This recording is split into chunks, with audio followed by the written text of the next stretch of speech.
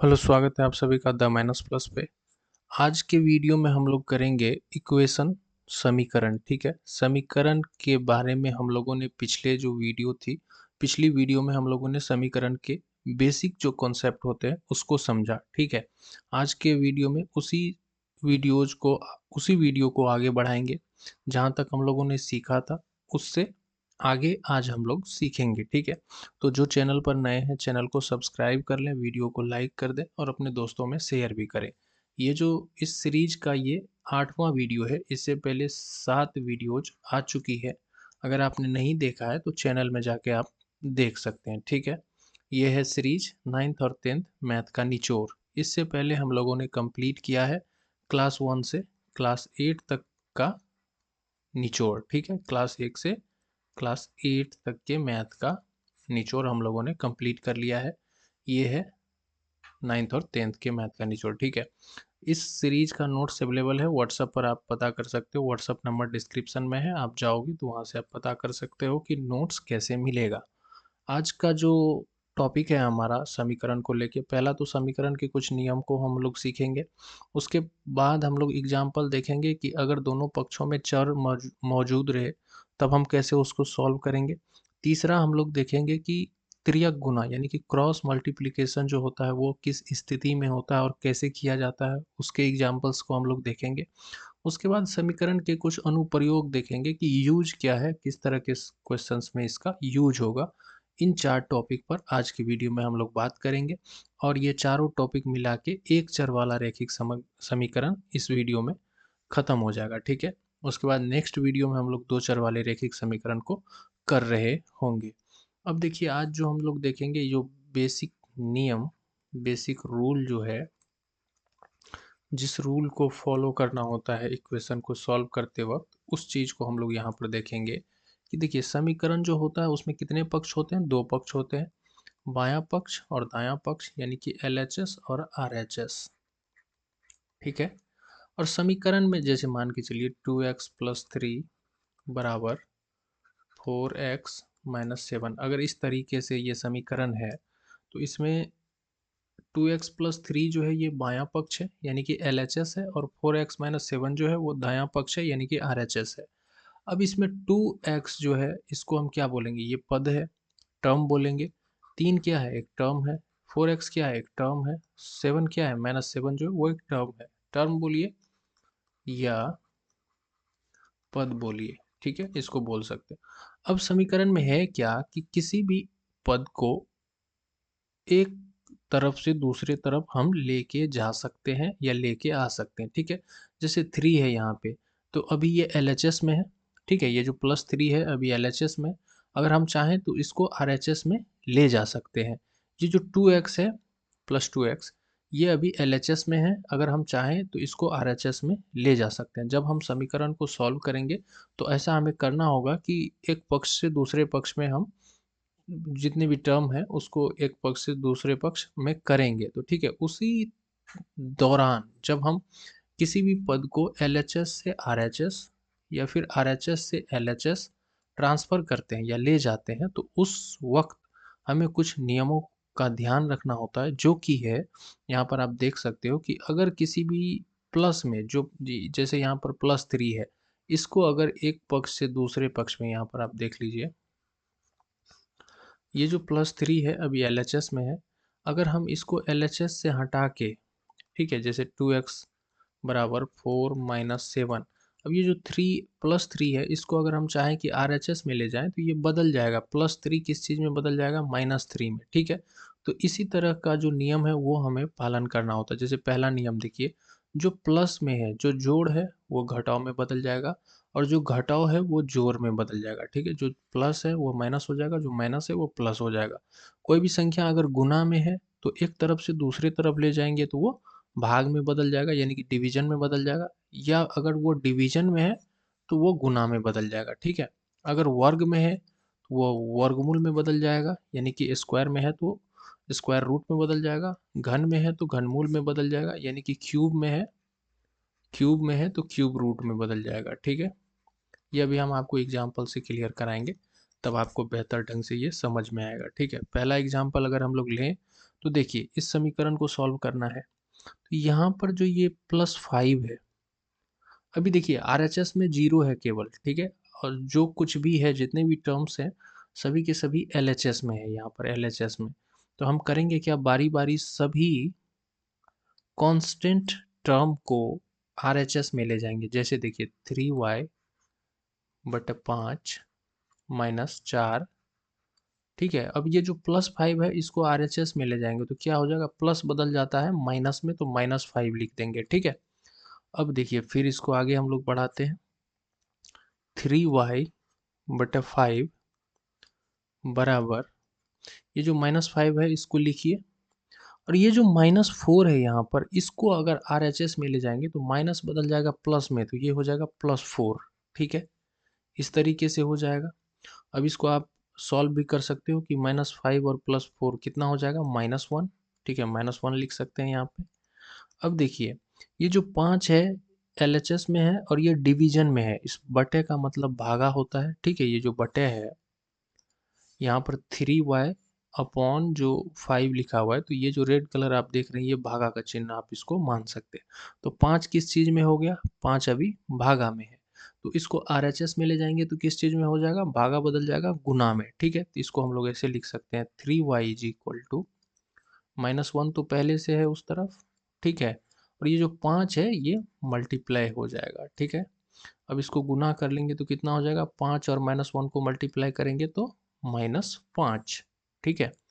अब आप यहाँ देखिए 3y है, अब जैसे मान लीजिए यहाँ पर 3y लिखा हुआ है तो इसका मतलब होता है कि 3 में y मल्टीप्लाई है, यानी कि 3 गुना y लिखा हुआ है, ठीक है। 3y या कोई भी ऐसा लिखा रहे 2x, तो 2x का मतलब हो गया 2 गुना x। उसी तरीके से 3y लिखा हुआ है तो यहाँ पर मल्टीप्लाई का चिन्ह छिपा हुआ है। अब हमें y का वैल्यू कैलकुलेट करना है, तो y इज इक्वल टू, इस तरफ कितना है -5, और ये जो 3 गुना में है इस तरफ जाएगा तो वो भागा में हो जाएगा, ठीक है। तो बटे 3 लिख देंगे, तो y बराबर कितना आ गया, y बराबर आ गया -5/3, ये हो जाएगा हमारा आंसर, ठीक है। ये हो जाएगा हमारा आंसर। तो यहाँ पर आपने देखा कि ये जो +5 था, इस एग्जाम्पल का उद्देश्य यही था कि +5 LHS में था, हम लोगों ने इसको RHS में हम लोग ले गए, तो +5 -5 बदल गया, और ये जो -4 था LHS में था इसको हम लोग RHS में ले गए तो +4 बन गया, ठीक है। ऐसा नहीं है कि LHS से RHS ले जाएंगे तब ऐसा होगा, किसी भी एक तरफ से दूसरी तरफ अगर ले जाएंगे तो चिन्ह बदल जाएगा, प्लस का माइनस में, माइनस का प्लस में, गुना का भागा में, जैसे ऐसे बोल सकते हैं हम लोग, प्लस चेंज हो जाता है किस चीज में, माइनस में, और माइनस चेंज हो जाता है प्लस में, गुना चेंज हो जाता है भागा में, और भागा चेंज हो जाता है गुना में, ठीक है। इस तरीके से हम लोग बोल सकते हैं। दूसरा एग्जाम्पल लेते हैं, यहाँ पर देखिए स्क्वायर है, स्क्वायर किस चीज में बदल जाता है, वर्गमूल में, ठीक है। तो सबसे पहले हम लोग स्क्वायर को हटाते हैं, तो 4x बराबर 36 लिख देंगे, और स्क्वायर को उस तरफ ले जाएंगे तो स्क्वायर रूट हो जाएगा, यानी कि वर्गमूल हो जाएगा, ठीक है। और 36 का वर्गमूल कितना हो जाता है, 6, तो यहाँ पर हो गया 4x इज इक्वल टू 6।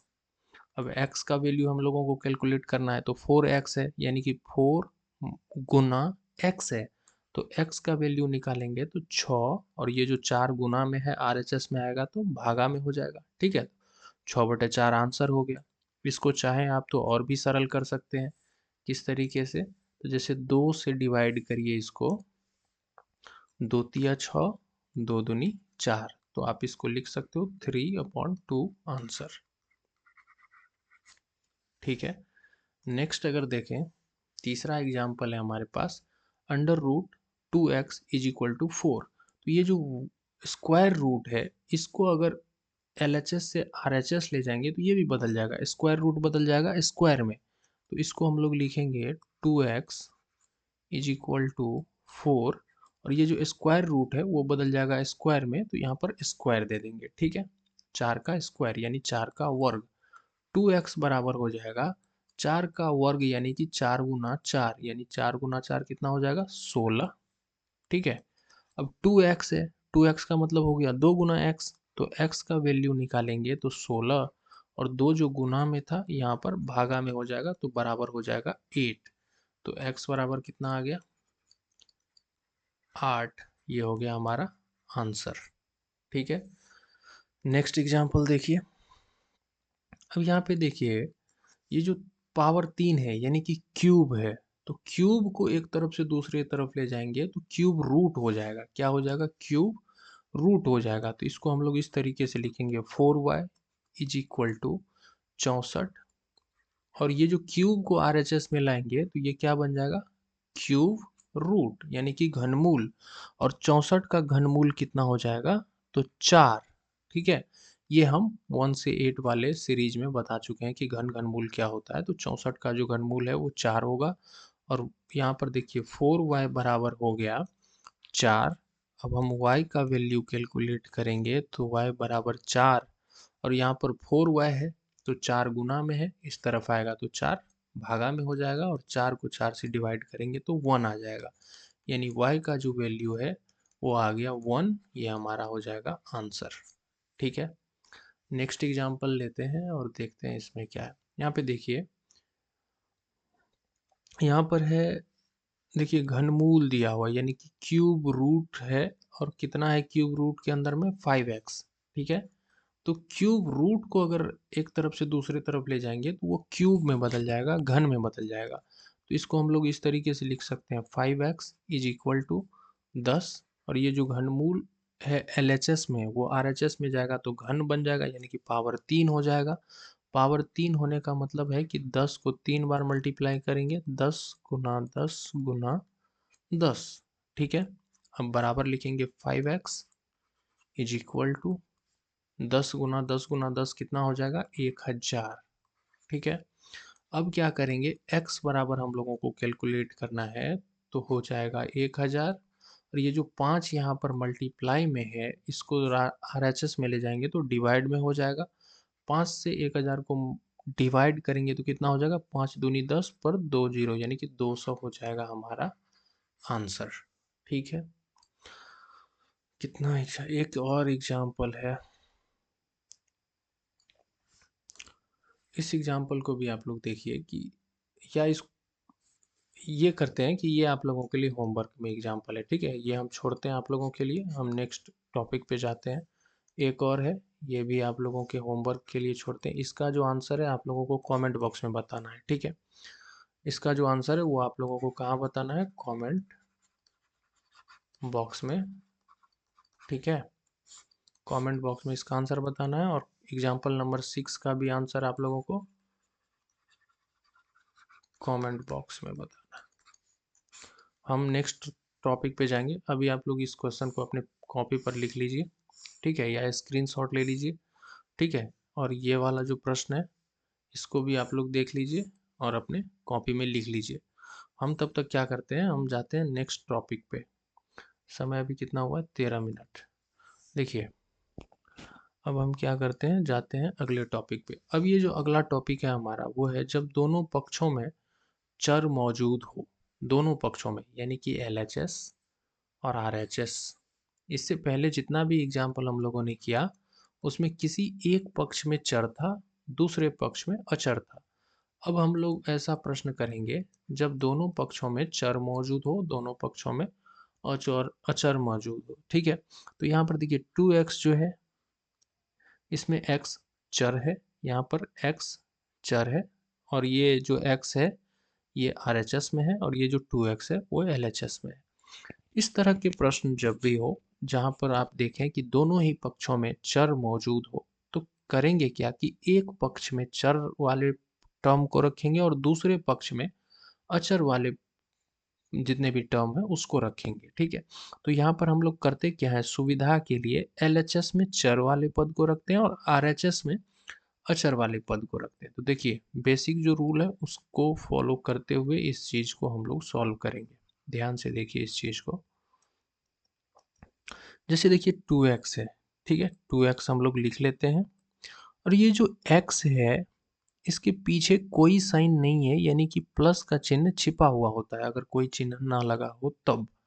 इस x को क्या करेंगे, RHS में अभी ये है, ये जो है ये RHS है, ये LHS है, तो ये जो x है ये अभी RHS में है, इसको LHS में लाएंगे तो प्लस x बदल जाएगा माइनस x में, ठीक है, बराबर ये जो 8 है इसको हम लोग लिख लेंगे।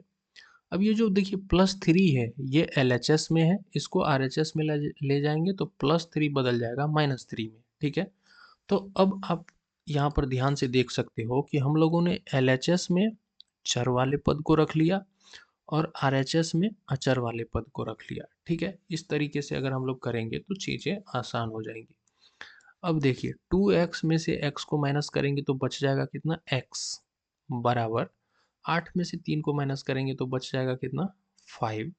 x बराबर 5 आ गया, यानी कि x का वैल्यू आ गया, वही हमारा आंसर होगा, ठीक है। इस तरीके से इसको सॉल्व किया जा सकता है। एक और एग्जांपल लेते हैं इसमें। अब इसमें देखिए यहाँ भी LHS और RHS दोनों जगह चर मौजूद है, यानी कि वेरिएबल मौजूद है। चर यानी कि वेरिएबल, यहाँ पर 5x वेरिएबल है, यहाँ पर -3x/2 वेरिएबल है। ये जो 14 है ये कांस्टेंट है, ये जो -7/2 है ये कांस्टेंट है, ठीक है। तो हम लोग करेंगे क्या, LHS में चर को रखेंगे, जैसे देखिए 5x। अब यहाँ पे देखिए एक सेकेंड, यहाँ पे देखिए ये जो चर है ये -3x/2 है, ठीक है, और है कहाँ पे, तो RHS में है, ठीक है। उसको लाना है कहाँ पे, तो LHS में लाना है। तो -3x/2 है, तो इसको अगर हम लोग LHS में लाएंगे तो माइनस बदल जाएगा किस चीज़ में, प्लस में, और हो जाएगा क्या, +3x/2, ठीक है, बराबर ये जो 14 लिखा हुआ है यहाँ पर लिख देंगे। और ये देखिए -7/2 जो है ये अचर है और LHS में है, इसको RHS में ले जाएंगे तो बदल जाएगा किस चीज़ में, +7/2 में, ठीक है। अब इसको सॉल्व करते हैं, ये भिन्न की तरह जोड़ा जाएगा तो 1 और 2 का LCM लेंगे, 1 दूनी 2 यानी कि 10x प्लस 3x, और यहाँ पर अगर यहाँ पर भी हम लोग भिन्न का जो जोड़ होता है उसी तरीके से इसको ऐड करेंगे। 1 और 2 का LCM 2 होगा, यहाँ पर 14 दूनी 28 प्लस 7, तो यहाँ पर कितना हो जाएगा, 10x और 3x 13x बटे 2 बराबर 28 और 7 कितना हो जाएगा, 28 7 35 बटे 2, ठीक है। अब देखिए इसको कैसे सॉल्व करते हैं। अब क्या करेंगे, ये 13x बराबर 35 बटे 2, और ये जो 2 है 13x बटे 2, 13x के नीचे में जो 2 है ये डिवाइड में है, डिवीजन में भागा में है, इस तरफ जाएगा तो गुना में हो जाएगा, ठीक है। गुना में होने के बाद आप देख सकते हैं यहाँ पर इसको कैंसिल भी कर सकते हैं, 2 से 2 एक बारी में कट जाएगा, ठीक है। तो अब हम इसको लिख सकते हैं 13x बराबर 35, और x बराबर हम लोगों को कैलकुलेट करना है तो x बराबर हो जाएगा 35, और 13 जो अभी गुना में है वो इस तरफ RHS में आएगा तो भागा में हो जाएगा, तो 35/13 ये आंसर हो जाएगा, ठीक है। ये हो गया आंसर। अब हम लोग सीखेंगे कि तिर्यक गुना, ठीक है, क्या सीखेंगे कि तिर्यक गुना क्रॉस मल्टीप्लिकेशन क्या होता है। देखिए दोनों पक्षों में चर चर मौजूद यानी कि वेरिएबल मौजूद हो, वो मैंने आपको बता दिया। देखिए दोनों पक्ष में अगर भिन्न हो, ठीक है, दोनों पक्ष में अगर फ्रैक्शन हो तब उसको कैसे सॉल्व करेंगे, तब हम लोग यूज करते हैं क्रॉस मल्टीप्लिकेशन का, तिर्यक गुना का, ठीक है। क्रॉस मल्टीप्लिकेशन तिर्यक गुना, तिर्यक गुना का मतलब होता है कि कोना कोनी हम लोग मल्टीप्लाई करके उसको फ्रैक्शन से हम लोग सरल बना लेते हैं, ठीक है, सिंपल बना लेते हैं। तो कैसे बना लेते हैं, यहाँ पर एग्जांपल है, इसको सॉल्व करके हम आपको बताते हैं। अब आप यहाँ पर देखिए, यहाँ पर लिखा हुआ है x+1/2, यहाँ पर लिखा हुआ है x-1/3, तो इसको, ये तो अभी फ्रैक्शन में है, x+1/2 ये भी फ्रैक्शन हो गया, x-1/3 ये भी फ्रैक्शन हो गया। तो हम लोग करेंगे क्या, इसको क्रॉस मल्टीप्लिकेशन करेंगे, यानी कि तिर्यक गुना करेंगे। तिर्यक गुना करने का मतलब हुआ कि कोना कोनी इसको हम लोग मल्टीप्लाई करेंगे, ठीक है, कोना कोनी गुना करेंगे। तो कैसे करेंगे, देखिए x+1 जो है उसको गुना करेंगे ये 3 से, ठीक है, कोना कोनी गुना कर रहे हैं, बराबर x-1 जो है उसको गुना कर देंगे 2 से। यहाँ पर जो 2 है, इस 2 से हम लोग इसको मल्टीप्लाई कर देंगे। तो अब ये फ्रैक्शन से हट के सिंपल हो गया। अब इसको मल्टीप्लाई करिए, कैसे किया जाता है? 3 को x से मल्टीप्लाई करेंगे तो 3x, प्लस 3 को 1 से मल्टीप्लाई करेंगे तो 3, 2 को x से मल्टीप्लाई करेंगे 2x, माइनस 2 को 1 से मल्टीप्लाई करेंगे तो 2। अब फिर हम लोग कौन सा रूल यहाँ पर अपनाएंगे कि यहाँ पर चर है, यहाँ पर चर है, चर को एक तरफ लाएंगे तो 3x, यहाँ पर 2x जो है वो प्लस में है, LHS में आएगा तो -2x हो जाएगा। ठीक है, बराबर यहाँ पर -2 बच गया। ये जो 3 है ये प्लस में है, इस तरफ आएगा तो -3 हो जाएगा। ठीक है, अब यहाँ पर कितना आ गया? 3x में से 2x माइनस करेंगे तो x बच जाएगा, बराबर -2 -3 कितना हो जाएगा टोटल? -5। तो x बराबर कितना हो गया? -5। ये आंसर हो गया। ठीक है, इसी को बोलते हैं क्रॉस मल्टीप्लिकेशन। Cross multiplication. ठीक है, टाइम कितना हो गया? 21:13। अब देखिए नेक्स्ट क्या है हमारे पास, यूज ऑफ इक्वेशन, यानी कि समीकरण के अनुप्रयोग। समीकरण के अनुप्रयोग। ठीक है, ये देखिए समीकरण अगर लिखा ना रहे, प्रश्न इस प्रकार से होगा, जैसे देखिए दो संख्याओं का योग 15 है, एक संख्या दूसरी से 5 अधिक है, तो दोनों संख्याएं ज्ञात कीजिए। ठीक है, इस तरह से प्रश्न लिखा होगा। आप लोग खुद से भी एक बार क्वेश्चन को पढ़िए कि दो संख्याओं का योग कितना है? 15 है, एक संख्या दूसरी संख्या से 5 अधिक है, तो दोनों संख्याएं ज्ञात कीजिए। तो इसको कैसे सॉल्व करेंगे? देखिए जो लिखा हुआ होगा उसी को हम लोग यहाँ पर लिखेंगे। कैसे लिखेंगे वो देखिए। सबसे पहले करना क्या होता है कि कोई एक संख्या मान लीजिए। ठीक है, तो मान लेते हैं, माना कि छोटी संख्या बराबर x।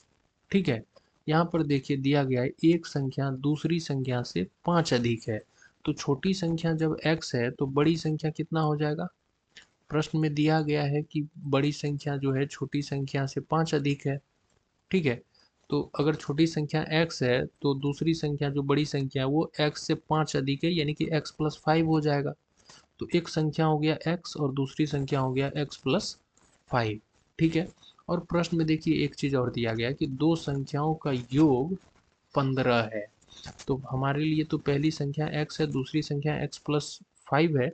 तो प्रश्न के हिसाब से अगर जाएंगे, ठीक है, अकॉर्डिंग टू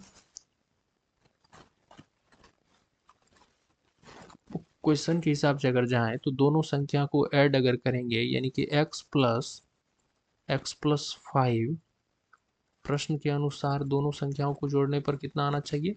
15।